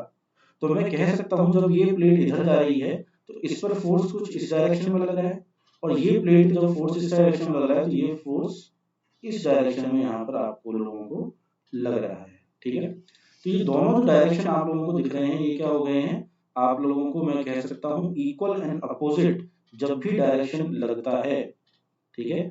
यहाँ पर अगर मैं इसको रिजल्टेंट इसका ड्रॉ करूंगा तो मेरा रिजल्टेंट क्या आ जाएगा, इस डायरेक्शन का लोड इस तरीके से और इस डायरेक्शन में लोड इस तरीके से। जब भी इक्वल एंड अपोजिट फोर्स होता है तो वहां पर आप लोग देख सकते हैं वहां पर शेयर फोर्स लगता है, तो यहाँ पर क्या हो रहा है, शेयर स्ट्रेस लग रहा है, ठीक है। और पर्टिकुलर अगर मैं सिंगल की बात करूं, सिंगल स्ट्रेस की, तो ये क्या है, ये मेरी बेयरिंग स्ट्रेस है, ठीक है। क्या कहलाएगी, ये मेरी बेयरिंग स्ट्रेस कहलाएगी अगर मैं सिंगल की बात कर रहा हूं तो इसको अगर मैं समझूं तो मेरे पास क्या हो रहा है कि मेरा एक जो P है वो इस डायरेक्शन में काम कर रहा है, एक मेरा इस डायरेक्शन में दूसरी प्लेट को खींच रहा है। तो ये जो एक्सिस है दोनों का, इस लोड का, इस वाली प्लेट का जो लोड लग रहा है और इस वाली प्लेट का जो लोड लग रहा है, ये क्या है, दोनों का एक्सिस डिफरेंट है, यानी ये एक ही एक्सिस पर नहीं आ रहे, इन दोनों के बीच में क्या है, इसेंट्रिसिटी है। इसेंट्रिसिटी को मैं किससे शो कर रहा हूँ, E से, ठीक है। तो ये जो इसेंट्रिसिटी है E, इसके कारण क्या हो रहा है, इसके कारण मेरा बेंडिंग मोमेंट आ रहा है, ठीक है। तो जब बेंडिंग मोमेंट आप लोगों का जनरेट होगा तो बेंडिंग मोमेंट क्या हो जाएगा, मेरे पास P इंटू E यहाँ पर जनरेट हो जाएगा इस वाले डायग्राम में। तो इस वाले डायग्राम में जब मेरा बेंडिंग मोमेंट जनरेट हो जाएगा तो मुझे क्या देखने को मिलेगा कि ये जो मेरा बोल्ट था इस पर एक मोमेंट लग चुका है और उस मोमेंट की जो वैल्यू है वो कितनी है, P इंटू E है, ठीक है। तो जब ये बेंडिंग मोमेंट यहाँ पर एराइज होता है तो मैं कह सकता हूँ कि जो मेरा बोल्ट होगा वो मेरा क्या हो सकता है, फेल हो सकता है, ठीक है। तो मुझे यहाँ पर किस चीज का ध्यान रखना पड़ेगा, यानी जो इतना जो मैं आप लोगों को समझा रहा हूँ वो एक चीज यहाँ पर आएगी कि मुझे क्या करना है। तो मुझे क्या करना है कि इसकी जो इसेंट्रिसिटी है उसको नहीं जनरेट होने देना है, ज्यादा बढ़ाना नहीं है। तो मुझे क्या करना पड़ेगा, उसकी ग्रिप लेंथ जो थी, ठीक है, उस ग्रिप लेंथ को मुझे एक लिमिट में रखना पड़ेगा, ठीक है। तो यहाँ पर अपन एक मेंशन कर देते हैं, the force due to bearing stress, ठीक है। बेयरिंग स्ट्रेस की वजह से जो फोर्स लग रहा था जिसका नेचर था वो कैसा था, कंप्रेसिव था, ठीक है, वहां पर वो जनरेट हो रहा है, ठीक है। इफ इसेंट्रिसिटी जो मैंने आप लोगों को अभी समझाया इज मोर, यानी आपकी E की वैल्यू अगर बढ़ती है, ठीक है, therefore bending due to bending moment, या फिर अपन कह सकते हैं therefore bolt may fail due to bending moment, due to bending moment आप लोगों का जो आपको आ रहा है, और बेंडिंग मोमेंट की वैल्यू क्या आ रही है मेरे पास, बेंडिंग मोमेंट की वैल्यू आ रही है मेरे पास P इंटू E। इस चीज को रोकने के लिए आप लोग क्या करते हैं, जो आप लोगों की ग्रिप लेंथ है जो मैंने आपको अभी समझाया, ग्रिप लेंथ को आप जो आप लोगों का शैंक का डायमीटर है उन दोनों के रेशियो को फिक्स करके चलते हैं, ठीक है। इस कंसेप्ट को आपको अच्छे से समझना है क्योंकि ये मोस्ट ऑफ द बुक्स में इतना क्लियरली नहीं दे रखा है। अगर आप लोकल ऑथर की बुक को रेफर करेंगे तो वहां पर आप लोगों को ये चीजें नहीं मिलेंगी। तो ये आप लोग ध्यान में रखें कि ग्रिप लेंथ और शैंक डायमीटर का जो रेशियो रहता है दैट विल बी 8, ठीक है। यानी मैं कह सकता हूँ इस चीज को कि मेरा LG ग्रिप लेंथ और शैंक डायमीटर D का रेशो किसी भी केस में शुड बी लेस देन या फिर इक्वल टू 8 होना चाहिए। जैसे ही अगर इससे ज्यादा होगा, if LG upon D is greater than 8, ठीक है, तो इस कंडीशन में क्या हो जाएगा, bolt will fail due to eccentric bending moment, ठीक है, बेंडिंग मोमेंट इसेंट्रिसिटी के जो कारण हो रहा है उसकी वजह से मेरा बोल्ट फेल हो जाएगा, ठीक है। तो यहाँ पर मुझे इन चीजों का ध्यान में रखना है। दूसरा, आप लोगों ने अनफिनिश्ड बोल्ट की मैं आप लोगों से बात कर रहा था, दूसरे टाइप के जो बोल्ट्स आप लोगों के पास आते हैं that are high strength friction grip bolt, high strength friction grip bolt आप लोगों को देखने को मिलते हैं, ठीक है। अगर मैं इसकी बात करता हूं तो इसमें आप लोगों को ध्यान रखना है, these are made up of steel, ठीक है, और स्टील कौन सा होता है, मीडियम कार्बन स्टील। या आप लोगों को मीडियम कार्बन स्टील क्या होता है, कंटेंट मैंने आप लोगों को फर्स्ट लेक्चर में बताया था। जिन भी बच्चों ने मेरे पिछला वीडियो नहीं देखे हैं दो स्टील के, वो एक बार जाके जरूर देखें, ठीक है। मीडियम कार्बन स्टील या फिर इसको अपन हाई टेंसाइल स्टील भी कह सकते हैं, ठीक है। तो आप लोगों के ये जो होता है इस तरीके के high strength friction grip bolts भी होते हैं। उसके बाद अगर मैं बात करूं आप लोगों से कि इसका जो ग्रेड होता है, ठीक है, इनका वो आप लोगों का वेरी करता है 10.9 से लेकर 12.9 तक, ठीक है। अब बात आती है कि कनेक्शंस कितने टाइप के अपने पास होते हैं, ठीक है। अगर मैं आप लोगों से बात करूं कि कनेक्शन कितने टाइप के होते हैं, तो यहाँ पर मेरा जो मीनिंग है वो आप लोगों के बोल्ट या फिर उससे नहीं है, मैं यहाँ पर क्लासिफाई करना चाह रहा हूँ बोल्टेड कनेक्शन कितने टाइप के होते हैं, वो किस तरीके का फोर्स उन पर लग रहा है, ठीक है। तो यहाँ पर मैं आपको मेंशन करूंगा टाइप्स ऑफ बोल्टेड कनेक्शन। ये बहुत से बच्चे जो अगर स्टील पहली बार पढ़ रहे होंगे तो उन्होंने ये शायद टॉपिक्स नहीं पढ़े होंगे, तो उनको ध्यान से इस पर ध्यान देना है कि मैं अभी क्या समझाना चाह रहा हूँ। क्योंकि वो बच्चे सीधे ही जाके क्या करते हैं, वो जॉइंट्स टाइप ऑफ जॉइंट्स पढ़ते हैं, एफिशिएंसी पढ़ लेते हैं, और जो बेसिक कंसेप्ट है स्टील का उसको स्किप कर देते हैं। और जब उनको तैयारी करनी होती है आगे के एग्जाम्स के लिए, तो उनको जो क्वेश्चन स्टील से बनते हैं वो चीजें नहीं समझ में आती है, या फिर जिस लैंग्वेज में क्वेश्चन पूछा जाता है वो उनके बिल्कुल भी समझ में नहीं आता है। तो यहाँ पर आप लोगों को ध्यान से समझना है कि मैं यहाँ पर बात कर रहा हूँ types of bolted connection based on force, कि किस टाइप का जो फोर्स है उन पर लग रहा है, ठीक है। ये मेरी मेन हेडिंग रहेगी।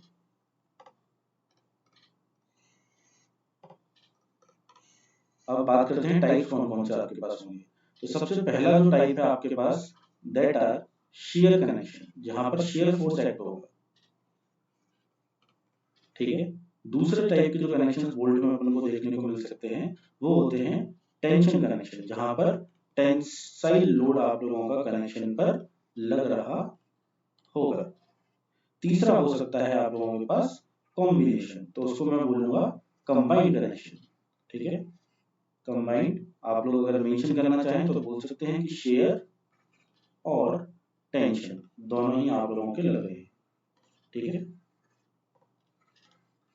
अब इसको समझते हैं कि किस केस में मेरे पास शेयर लगेगा और किस केस में मेरे पास टेंशन लगेगा, या किस केस में मेरे पास कंबाइंड आप लोगों को ये चीज देखने को मिलेगी, ठीक है। तो सबसे पहले मैं यहाँ पर आप लोगों के लिए डायग्राम बनाता हूँ कि शेयर किस तरीके से आप लोगों को किसी भी पार्ट पर देखने को मिलता है, ठीक है। तो हम देखेंगे कि यदि ये कोई प्लेट है, ठीक है, और ये मेरे पास कोई दूसरी प्लेट है, इसको मैंने ज्वाइंट किया है। ये प्लेट पर फोर्स इस डायरेक्शन में लग रहा है P, और इस प्लेट पर जो फोर्स लग रहा है वो इस डायरेक्शन में लग रहा है P। इसको मैंने क्या किया, बोल्टिंग से जोड़ दिया है, ये मैंने बोल्ट्स लगा दिए हैं, ठीक है। एक बोल्ट लग सकते हैं, दो बोल्ट, तीन बोल्ट्स आप लोगों के लगे होंगे इसमें, मैं अभी फिलहाल के लिए दो मानकर चलता हूँ। तो आप लोगों को मैंने अभी भी समझाया था कि यहाँ पर आप लोगों को क्या देखने को मिलेगा इसमें, कि ये जो प्लेट है आप लोगों की ये इस डायरेक्शन में जाने की कोशिश कर रही है, और ये प्लेट आप लोगों की इस डायरेक्शन में जाने की कोशिश कर रही है, यानी यहाँ पर क्या हो रहा है, शेयर फोर्स अप्लाई हो रहा है, इस वजह से अपन इसको बोलेंगे shear connection. Equal and opposite force are is known as shear, और ये जो आपका कनेक्शन हो जाएगा वो शेयर हो जाएगा जब दोनों प्लेट्स, एक प्लेट इस साइड फोर्स लगा रही है और एक प्लेट इस साइड फोर्स लगा रही है, ठीक है। इसी तरीके से मान लीजिए यदि मेरे पास ये कोई प्लेट है, इससे मैंने कोई टी सेक्शन जोड़ दिया, T section rounded T section जो अपन लोगों ने पढ़ा था, ये मैंने इससे कोई राउंडेड टी सेक्शन जोड़ दिया है, ठीक है।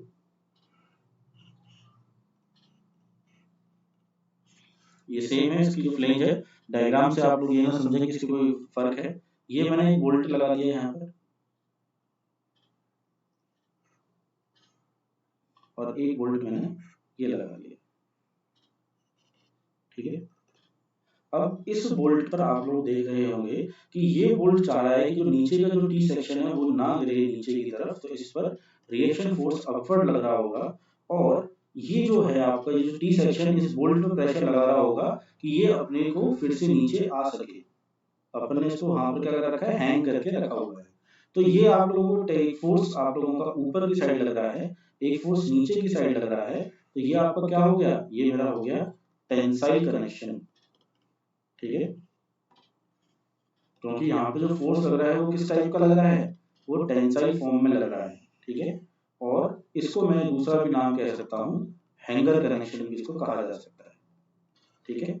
तो अगर आपके पास पूछे हैंगर कनेक्शन में किस टाइप का फोर्स उस पर एक्ट हो रहा है, तो वो टेंसाइल हो रहा है। तीसरा मैं कंबाइंड की अगर मैं बात करूं, तो यदि मैं ले लेता हूं ये मेरे पास कोई प्लेट है, ठीक है। इस प्लेट से मैंने कोई सेक्शन जोड़ दिया, ये मैंने कोई सेक्शन जोड़ दिया है, ठीक है। ये अपन इसको यहां से जोड़ देते हैं,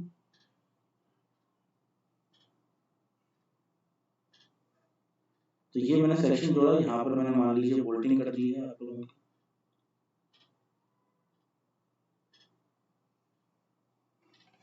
एक बोल्ट, ये आपका दूसरा बोल्ट आ गया। ये अगर मैं बोल्टिंग कर देता हूँ तो इस पर आप लोग देखेंगे कि जो फोर्स लग रहा है वो एक इस डायरेक्शन में लग रहा होगा, रिएक्शन फोर्स, और एक फोर्स आप लोगों को इसको इस साइड खींचने को करेगा। तो अगर मैं इसके इस प्लेन में देखता हूँ तो यहाँ पर जो फोर्स आप लोगों के लगेंगे, एक आप लोगों का फोर्स लगेगा P cos थीटा के फॉर्म में, ठीक है। और ये रिजल्टेंट अगर ये एंगल में थीटा मान लेता हूँ, ये जो मेरा P है वो इस तरीके से लग रहा है इस पर, यानी ये जो है प्लेट नीचे आने की इस तरीके से कोशिश करेगी, तो P cos थीटा इस डायरेक्शन में लगेगा और P sin थीटा आप लोगों का इस डायरेक्शन में एक्ट करेगा। तो आप लोग देख सकते हैं कि इसमें आप लोगों का शेयर फोर्स भी एक्ट कर रहा है, ठीक है, और आप लोगों का टेंसाइल फोर्स भी यहाँ पर एक्ट कर रहा है। तो ये जो हो जाएगा, अपन कह सकते हैं कि ये क्या हो जाएगा, मेरा कंबाइन के लिए मैं इसको कंसीडर कर सकता हूँ, ठीक है, क्योंकि इसमें मुझे टेंसाइल फोर्स भी दिख रहा है, ठीक है। ये आप लोगों का टेंशन यहाँ पर आप लोगों का लगा हुआ है, और आप लोगों को क्या दिख रहा है कि मेरा शेयर फोर्स भी मुझे यहाँ पर दिख रहा है, क्योंकि P sin थीटा नीचे लग रहा है तो ऊपर से भी इसको कोई ना कोई रिएक्शन यहाँ पर मिल रहा होगा। और अगर मैं यहाँ से बात करूँ तो यहाँ से P cos थीटा लग रहा है, तो ये P cos थीटा का रिएक्शन फोर्स यहाँ पर आपको दिख रहा है, ठीक है। तो ये क्या हुए मेरे पास, किस टाइप से फोर्सेज जो मेरे उस पर लग सकते हैं। आगे अगर अपन बात करते हैं तो आप लोग देखेंगे कि टाइप्स ऑफ शेयर में कितने कनेक्शंस होते हैं, ठीक है। तो यहाँ पर मैं मेंशन करूंगा टाइप्स ऑफ शेयर कनेक्शन, जहां पर शेयर फोर्स लग रहा है उसके और कितने टाइप फर्दर अपन उसको डिवाइड कर सकते हैं।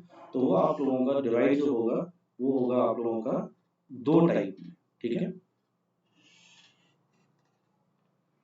जो आप लोग टाइप्स ऑफ बोल्टेड कनेक्शन में पढ़ते हैं डायरेक्टली, कई बार आप लोगों को कॉलेज में डायरेक्टली ये पढ़ा दिया जाता है, तो हम सोचते हैं कि इसका जो बाइफर्केशन है इस तरीके से हो रहा है, जबकि वो सारे के सारे सिंगल है। तो यहाँ पर आपके पास आ जाएगा, मैं यहाँ पर लिख देता हूँ लैप, और यहाँ पर मेरे पास आ गया बट, ठीक है। बट कनेक्शन इसको बोल सकते हैं, बट जॉइंट बोल सकते हैं, इसको अपन लैप जॉइंट बोल सकते हैं, ठीक है।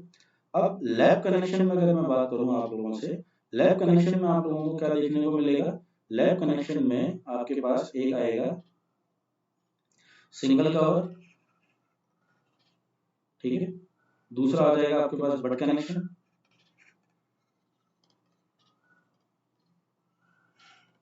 ठीक है।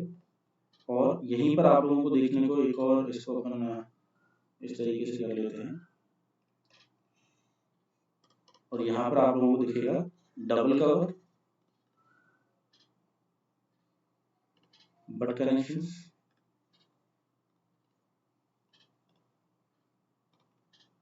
ठीक है। तो ये मेरे पास क्या हो गए, मैं कह सकता हूँ मेरे पास दो टाइप के कनेक्शंस मुझे देखने को मिल रहे हैं, ठीक है।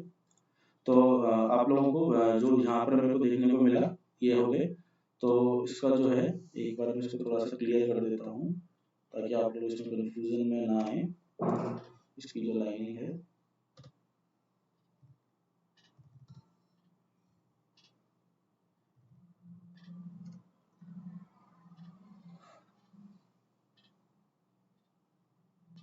तो ये आप लोगों का कनेक्शन जो हो गए उसको अपन ले रहे हैं, ठीक है। ये जो बट जॉइंट है वो दो टाइप के आपके पास हो गए हैं, एक हो गया है आपके पास सिंगल कवर बट जॉइंट और एक हो गया डबल कवर बट जॉइंट, ठीक है। और लैप जॉइंट है वो आपका अलग से हो गया। तो ये मेरे पास आ गए, तो ये मेरे पास फर्स्ट, ये मेरे पास सेकंड, ये मेरा 2 पॉइंट आप लोग ये हो गया मेरे पास 2 पॉइंट ए, और ये मेरे पास हो जाएगा 2 पॉइंट बी, ठीक है। तो यहाँ तक आप लोगों ने देखा कि ये है मेरे पास। तो इसको अपन समझते हैं कि कैसे होता है लैप जॉइंट की। अगर मैं आप लोगों से बात करूं तो लैप जॉइंट में आप लोगों को देखने को मिलेगा कि एक के ऊपर एक प्लेट जब रखी जाती है तो ये क्या कहलाता है, ये मेरा लैप जॉइंट कहलाता है। यहाँ पर आपने बोल्टिंग कर दी, ये इसमें बोल्टिंग हो गई, तो एक के ऊपर क्या हुआ है लैपिंग हो रखी है, इस वजह से इसको अपन क्या कह रहे हैं, लैप जॉइंट कह रहे हैं। इसका अगर मैं डायग्राम इसका अबव से देखूंगा तो मुझे क्या दिखेगा इसका, कि ये जो मेरी दो प्लेट्स हैं वो मुझे इस तरीके से दिखेंगी। एक प्लेट के जहाँ पर ये जो एंड हो रही है ये, इसको आपको यहाँ से दिखेगा, और एक यहाँ से ये मुझे को दिखेगा, इसमें इस तरीके से बोल्ट लगा हुआ होगा। ये मेरे पास लैप जॉइंट है, ठीक है। सिंगल कवर अगर मैं आप लोगों से बात करता हूँ कि सिंगल कवर मुझे कैसे दिखेगा, 2 point a single cover butt joint कि अगर मैं आप लोगों से बात करूं तो मुझे दिखेगा कि यदि ये मेरी दो कोई प्लेट्स आपस में जुड़ रही हैं तो ये पहला कनेक्शन कहलाएगा बट जॉइंट। और उनको जोड़ने के लिए यदि मैंने यहाँ पर एक कवर प्लेट लगा ली है, ठीक है, उस कवर प्लेट के थ्रू मैंने बोल्टिंग कर दी, ठीक है, एक बोल्ट यहाँ लगा दिया, एक बोल्ट यहाँ लगा दिया।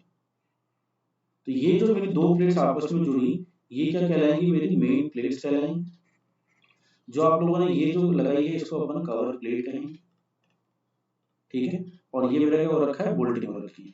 अब बात करते हैं इसकी थिकनेस की। इसके लिए मैं आपको बता दूं जो थिकनेस होती है आप लोगों की, थिकनेस ऑफ कवर प्लेट जो होनी चाहिए वो लगभग होनी चाहिए आपकी 1.25 ऑफ टी, ठीक है। और टी क्या है, थिकनेस ऑफ मेन प्लेट, इतनी आपकी थिकनेस होनी चाहिए जब आप किसी भी दो मेन प्लेट्स को कवरिंग वहां पर कर रहे हैं, ठीक है। तो यानी ये चीज मेरी क्या हो गई है, ये मेरे पास आ गई है टी के बराबर, ठीक है। और इसकी जो थिकनेस है वो मेरे पास आ रही है कवर प्लेट की, इसको मैं टी सी से शो कर सकता हूँ, ठीक है। ये T thickness of main plate. ऐसे ही जब मैं आप लोगों से बात करूंगा डबल कवर की तो उसमें क्या होगा, उससे पहले यहाँ से मैं इसका एलिवेशन देख लेता हूँ कैसे मुझे दिखेगा इसका। तो ये अगर मेरे पास मैं कह दूं कि एक प्लेट आ रही थी, ठीक है, ये जो मिड में जो प्लेट ज्वाइन हो रही है वो मेरे को इस तरीके से डैश डैश से दिखेगी। एक बोल्टिंग मेरी इस साइड हो रखी है, ठीक है। और ऐसा भी हो सकता है ये जो बोल्ट आपको सामने से दिख रहा है इसके पीछे की साइड भी कोई बोल्ट हो और उससे भी पीछे कोई बोल्ट हो सकते हैं, यानी नंबर ऑफ बोल्ट्स आप लोगों को एक साइड और दूसरी साइड भी आपको नंबर ऑफ बोल्ट्स दिख सकते हैं, ठीक है। और जो मेन प्लेट आ रही है आप लोगों की ऊपर से वो आप लोगों को दिखेगी इस तरीके से, ये मेन प्लेट आ रही है आप लोगों की, तो कि आपको प्रॉपर विजिबल होगा इस वजह से मैं इसको डैश से नहीं शो कर रहा हूँ। और ये जो बीच वाला जॉइंट है आप लोगों को नहीं दिखेगा, इस वजह से मैं इसको डैश डैश से मैंने शो किया, ठीक है। चलिए ये मेरा क्या हो गया, सिंगल कवर बट जॉइंट हो गया। इसी तरीके से आप लोगों के पास 2 पॉइंट भी हो सकता है, जो कि आप लोगों को कहलाएगा double cover butt joint, double cover butt joint. उसमें कुछ भी फर्क नहीं है। यदि मेरे पास एक प्लेट ये थी, एक प्लेट दूसरी थी, मैंने कवर प्लेट ऐसे लगा रखी थी उसके ऊपर, अगर मैं इस कवर प्लेट को बॉटम से भी लगा देता हूँ एक और प्लेट, ठीक है, तो वो मेरा क्या हो जाता है, डबल कवर बट जॉइंट हो जाता है। ठीक है, ये मेरा क्या कहलाएगा, डबल कवर बट जॉइंट कहलाएगा। दोनों साइड से अगर मैंने कवर प्लेट्स लगा दी हैं तो वो मेरी डबल कवर बट जॉइंट में काउंट होती है, कवर प्लेट्स। ठीक है, चलिए यहाँ पर मैं एक चीज मेंशन कर दूं आप लोगों को, ये जो थिकनेस होती है 1.25/2 होती है ना। आप लोग यहाँ पे इसको करेक्ट कर लीजिएगा कि 1.25/2 होती है, इसको इसकी थिकनेस होती है, क्योंकि ये अराउंड लगभग आप लोगों को 0.7 के या 0.8 के बीच में अपन इसको लेकर चलते हैं। ठीक है, तो यहाँ पर भी जो कवर प्लेट की थिकनेस होगी, अगर आप उसको जान लेना चाहें टीसी, वो सेम रहती है 1.25/2 इंटू टी। टी आपकी मेन प्लेट की थिकनेस हो जाएगी, ठीक है, और कवर प्लेट की थिकनेस को आप लोग टी सी से शो कर देते हैं। ठीक है, चलिए नेक्स्ट अगर अपन बात करें इसमें कि ये अपने देख लिए, तो अगर मैं आपसे बात करूं कि कौन सा जो जॉइंट है वो अपन प्रेफर करेंगे, ठीक है, यानी इसमें जो मोस्ट जो अपन को स्ट्रेंथ दे दे वो कौन सा जॉइंट होगा, तो अपन कहेंगे the most favourable joint is double cover butt joint, double cover butt joint. ठीक है, अब ऐसा क्यों है, ठीक है, उसके रीजंस हैं दो आप लोगों के पास। पहला रीजन तो आप लोगों के पास ये है कि आप लोगों का जो बेंडिंग मोमेंट जो जनरेशन हो रहा है वहां पर, ठीक है, वो जो बेंडिंग मोमेंट का जनरेशन वहां पर मैं कह सकता हूँ नहीं होता है। उसका रीजन ये है क्योंकि जो आपका जो सीजी ऑफ लोड है, ठीक है, जो कनेक्टेड मेंबर में, वो आप लोगों का CG of load another member में जो होता है उसके क्या होता है, उसी के पैरेलल ही चलता है। ठीक है, तो आप लोगों को ये लाइन में यहाँ पर मेंशन कर देता हूँ, in this type of joint, in this type of joint, CG यानी सेंटर ऑफ ग्रेविटी की मैं यहाँ पर बात कर रहा हूँ, CG of load in one connected member, ठीक है, is lying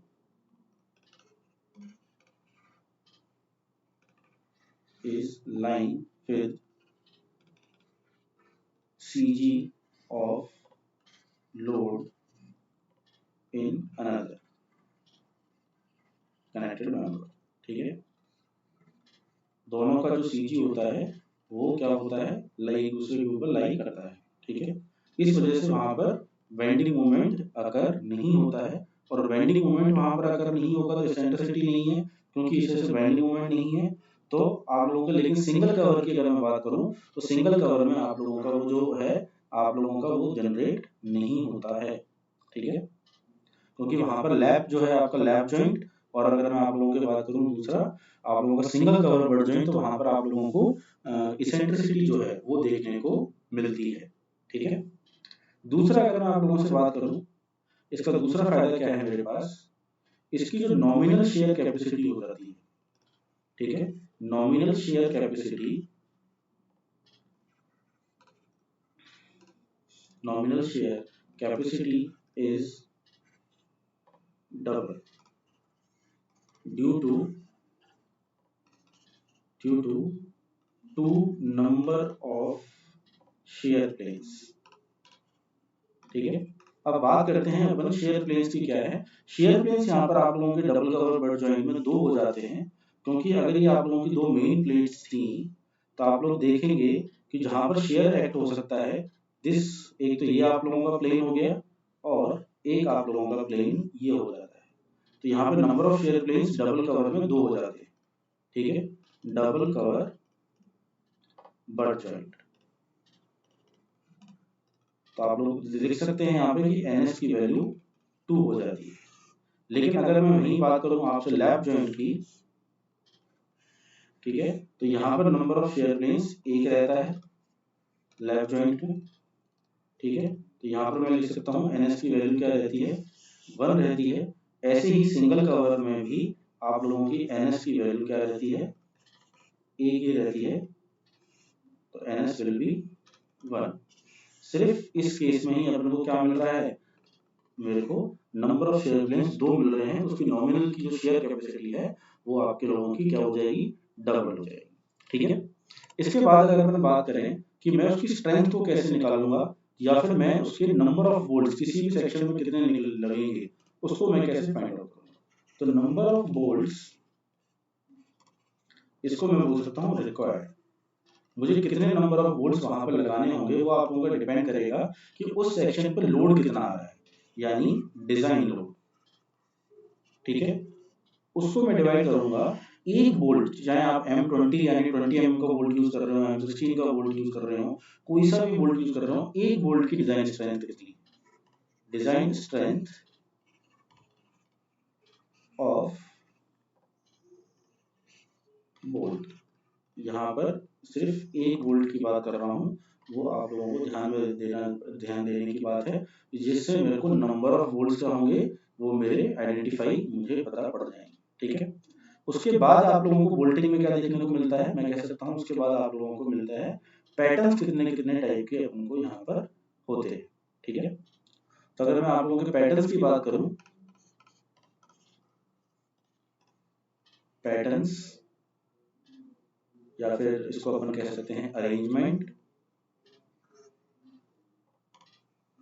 ऑफ बोल्ट, ठीक है।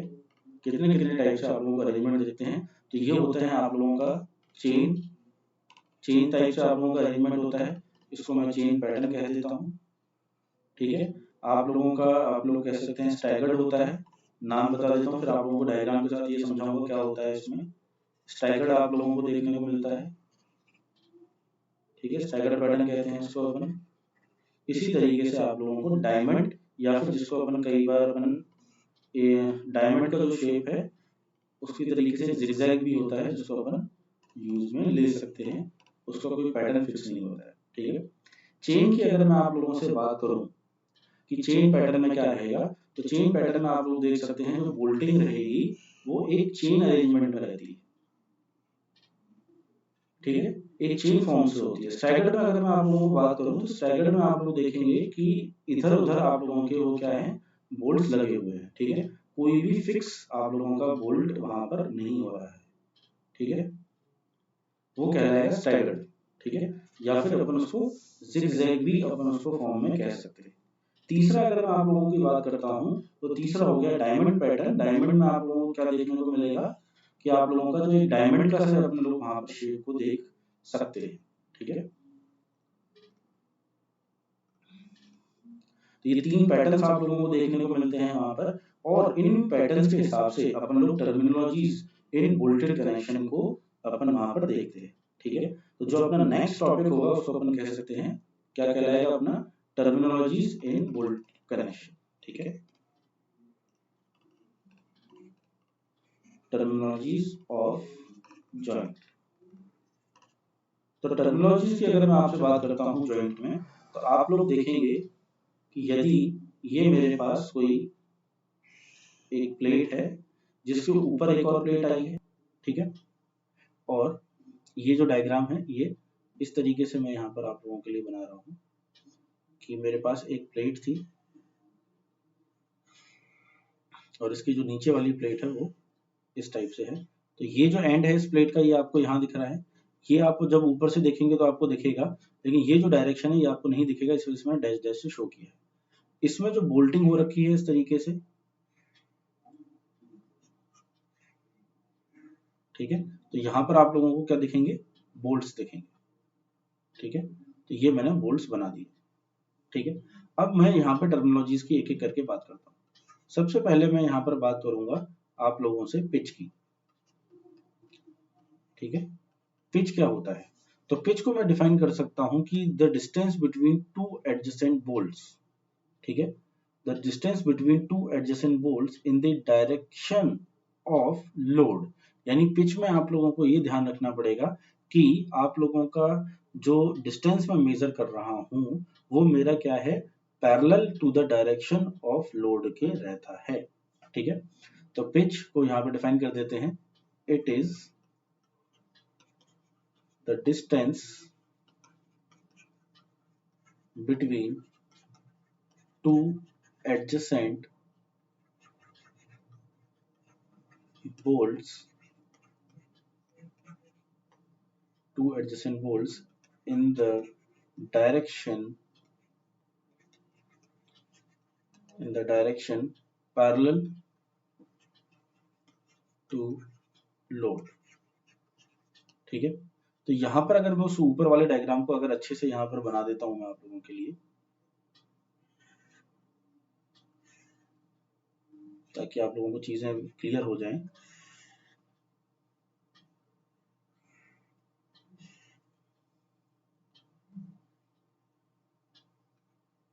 ठीक है, ये आप लोगों का दूसरा एंड जो है आप लोगों को जो दिख रहा है ये मेरी बोल्टिंग हो रखी है 1 2 3, इस तरीके से आप लोगों की बोल्टिंग हो रखी है। तो मैं आप लोगों से जब पिच की बात कर रहा हूं तो कोई भी दो एडजेसेंट बोल्ट्स मैंने ले लिए, ये मान लेते हैं अपने दो एडजेसेंट बोल्ट्स हैं, डायरेक्शन ऑफ लोड मेरा इस डायरेक्शन में अगर मैं शो कर रहा हूं तो इसके पैरेलल जितने भी ये डायरेक्शंस आप लोगों के जाएंगे, ये जो डायरेक्शंस आप लोगों के जा रहे हैं, ठीक है, इन डायरेक्शंस में जो दो एडजेसेंट बोल्ट के बीच का डिस्टेंस है वो मेरी पिच कहलाती है, जिसको मैं पी से डिनोट करूँ, ठीक है, स्मॉल पी से। इसी तरीके से दूसरी चीज आपके पास आती है गेज। गेज बोल लें आप इसको, गेज डिस्टेंस बोल लें, इसको मैं जी से शो करूंगा, ये सेम चीज है, यानी it is the distance between two adjacent bolts in the direction parallel। यहां पे मैं बात करूंगा पैरेलल, तो यहां पर हो जाएगा दैट इज नॉर्मल, या फिर मैं इसको कह दूंगा परपेंडिकुलर, ठीक है, परपेंडिकुलर टू लोड। यानी ये दो मेरे एडजेसेंट हो गए हैं, डायरेक्शन अब मैं ये ले रहा हूं, तो इन दोनों के बीच का जो डिस्टेंस होगा वो मेरा जी कहलाएगा, यहां से लेके यहां तक, ठीक है। ये मेरे पास क्या हो जाएगा, गेज डिस्टेंस हो जाएगा। इसी तरीके से आप लोगों के पास होता है, आप लोग कह सकते हैं and distance, and distance. And distance को कई बार आप लोग मैं कहता हूं ई से डिनोट कर रहा हूं, कई बार ई नॉट से डिनोट होता है, तो आप लोग वो अपने मन से कर सकते हैं, इसमें ऐसा कुछ नहीं है। मैं इसको अभी ई से डिनोट कर रहा हूं। अगर मैं एंड डिस्टेंस की बात करूं तो ये मेरे पास डिस्टेंस हो जाएगा, इट इज द डिस्टेंस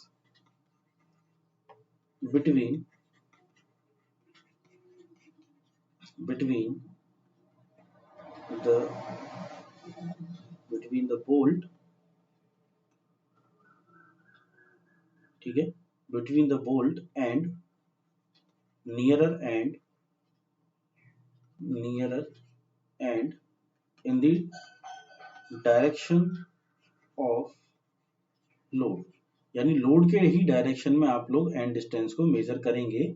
तो मैं कह सकता हूं इसके सेंटर से लेकर इसके एंड तक, प्लेट तक, ये आपको ई शो करेगा, ठीक है। तो मेरा ई मेरा इस तरीके से देखेंगे, और यदि मैं इसको परपेंडिकुलर ले लेता हूं, इस बोल्ट के परपेंडिकुलर ये आ चुका है, तो ये मेरी चीज क्या हो जाएगी, ये मेरी हो जाएगी एज डिस्टेंस, ठीक है, एज डिस्टेंस। ये क्या हो जाएगा मेरे पास, it is the distance, between the bolt and nearer edge in normal, या फिर आप लोग कहेंगे परपेंडिकुलर डायरेक्शन ऑफ लोड। आप लोगों को इन दोनों ही पॉइंट्स में ये चीज ध्यान रखनी है कि यहाँ पर मैं जिस बोल्ट की बात कर रहा हूँ वो हमेशा या तो एंड के पास वाले बोल्ट की बात कर रहा हूँ या फिर एज के जो पास में बोल्ट है उसकी बात कर रहा हूँ। ये सारे के सारे डिस्टेंस, ठीक है, all distance are from centre of bolt, ठीक है, सारे के सारे डिस्टेंस ये जो है सेंटर टू सेंटर है, ठीक है, ये कोई भी डिस्टेंस स्टार्टिंग से नहीं होगा, सारे के सारे जो डिस्टेंस है यानी दो बोल्ट के बीच में मुझे डिस्टेंस देखना है तो इसके हाफ से लेकर इसके हाफ तक के बीच का डिस्टेंस P कहलाएगा। नॉर्मल में इसके हाफ से लेके इसके हाफ तक ये मेरा G कहलाएगा। इस बोल्ट के हाफ से इस एंड तक ये मेरा E कहलाएगा और इस बोल्ट के जो एज जा रही होगी, अगर मैं इसको एज मेंशन कर देता हूं तो ये मेरा एज डिस्टेंस कहलाएगा, ठीक है। हमेशा सेंटर से ही आप लोगों को डिस्टेंस लेने होते हैं, ठीक है। इसके बाद मैं आप लोगों से बात करूं कि मेरा जो मैं आप लोगों से टॉपिक पहले भी डिस्कस कर रहा था वो मेरा क्या आ जाएगा, आप लोग कह सकते हैं डायमीटर ऑफ बोल्ट होल में आप लोगों को यहाँ पर डिस्कस कर लेते हैं बोल्ट के लिए, डायमीटर ऑफ बोल्ट होल।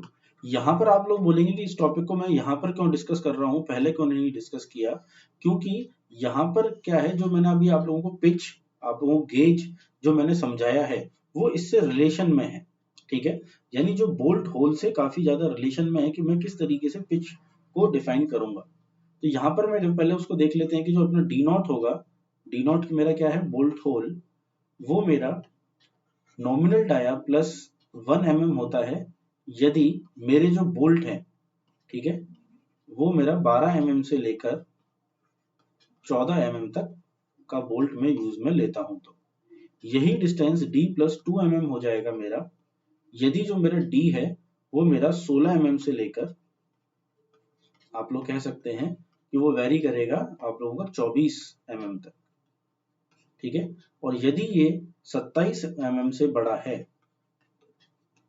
तो आप लोगों का जो डी नॉट हो जाएगा वो हो जाएगा d प्लस 3 mm। यहां पर जो d है वो है मेरा नॉमिनल डायमीटर, ठीक है, where d is nominal diameter and d naught आप लोगों को पता है बोल्ट होल में यहां पर कह रहा हूं।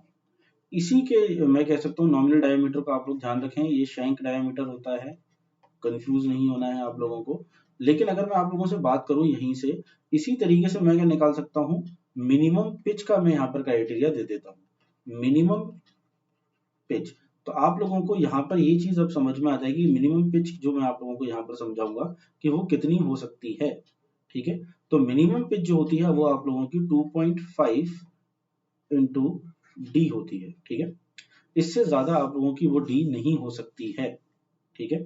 तो आप लोग इसको लिख सकते हैं कि पी मिनिमम यानी पिच मिनिमम जो होगी शुड लॉस जो है आप लोगों की इससे कम नहीं होगी, किसने से कम नहीं होगी, 2.5 डी से, ठीक है।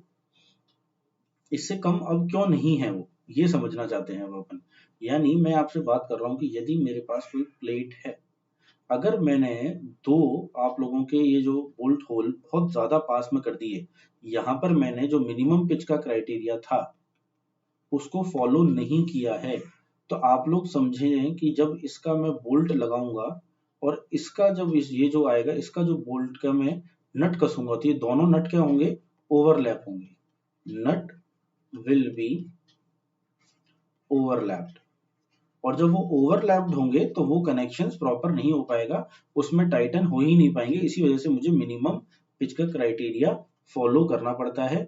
और इसके साथ साथ बहुत सारे रीजंस होते हैं कि आपकी जो प्लेट है जो बोल्ट है वो उस स्ट्रेंथ ढंग से ले सके, उनमें टीयरिंग ऑफ प्लेट जैसा आप लोगों को फिनोमिना ना देखने को मिले, बहुत सारे इसके लिए रीजंस होते हैं। ऐसे ही मैं बात करूंगा आप लोगों से मैक्सिमम पिच की, ठीक है, और जब मैं आप लोगों से मैक्सिमम पिच की बात करूंगा तो मैक्सिमम पिच में आप लोग देखेंगे कि आप लोगों की 12T और 200 mm which ever is less, which ever is less, ये मैं आप लोगों से बात कर रहा हूं किसके लिए, जब आप लोग कंप्रेशन मेंबर डिजाइन कर रहे हैं, ठीक है, फॉर कंप्रेशन मेंबर, ठीक है।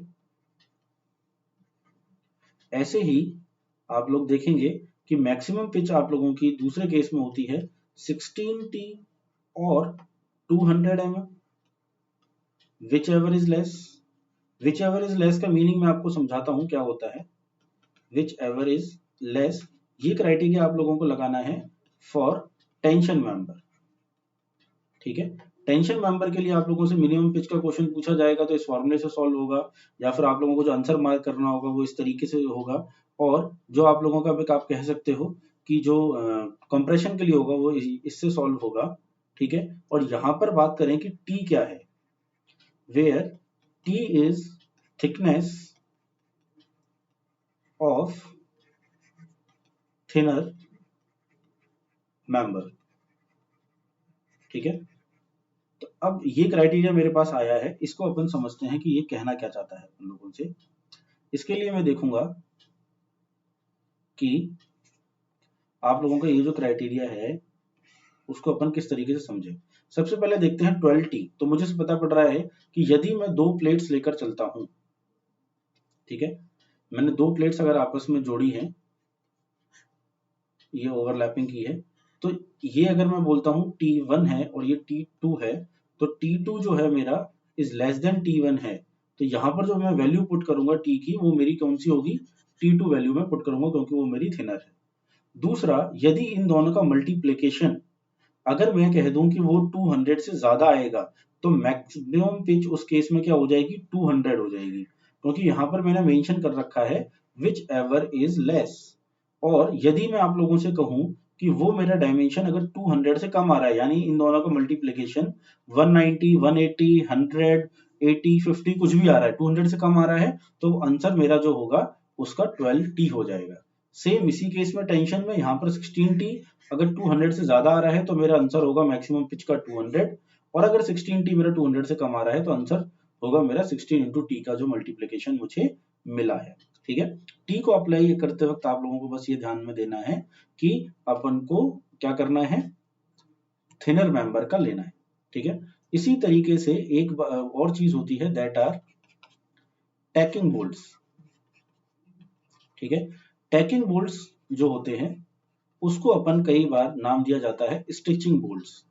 स्टिचिंग का मतलब होता है सिलना, तो यानी एक तरीके से अपन सिलाई कर रहे हैं, तो ये बोल्ट्स क्या होते हैं, they do not carry, they do not carry loads on them, यानी ये किसी भी तरीके से लोड को कैरी नहीं करते हैं, ये लोड को ट्रांसफर नहीं करते हैं, डू नॉट ट्रांसफर लोड, ठीक है। तो ये जो टैकिंग बोल्ट्स हैं यहाँ पर आप लोगों को, इसके लिए अगर मैं आप लोगों से मैक्सिमम पिच की अगर मैं बात करूं इसके केस में, तो वो कितनी हो जाती है, मैक्सिमम पिच जो इस केस में रहती है वो मेरी हो जाती है 32T, ठीक है, 32T या फिर 300 mm, which ever is less, which ever is less, ठीक है। अब यहां पर मैं आप लोगों से बता दूं कि आप लोगों को क्या करना है, आप लोगों को ये देखना है कि टैकिंग रिविट क्या होता है। टैकिंग रिविट का अपन यूज में जब लेते हैं व्हेन पिच यानी P is greater than P max, यानी मैक्सिमम पिच से आप लोग ज्यादा ले लेंगे, ठीक है, तो वहां पर क्या होगा कि वहां पर आप लोगों को देखने को मिलेगा कि आप लोगों का जो कनेक्शंस हैं, ठीक है, तो ये मेरा था, अगर मैं बात करता हूं कि आप लोगों ने ये कनेक्शन लिया है, ठीक है, तो ये मेरी मैक्सिमम पिच थी, उससे ज्यादा ये डिस्टेंस है, ठीक है, मोर देन P मैक्स। तो वहां पर क्या होगा कि आप लोगों को अनसपोर्टेड जो मेंबर में क्या देखने को मिलेगी, बकलिंग देखने को मिलती है, ठीक है, buckling in members will happen, ठीक है। तो यहां पर आप लोग कह सकते हैं therefore to avoid buckling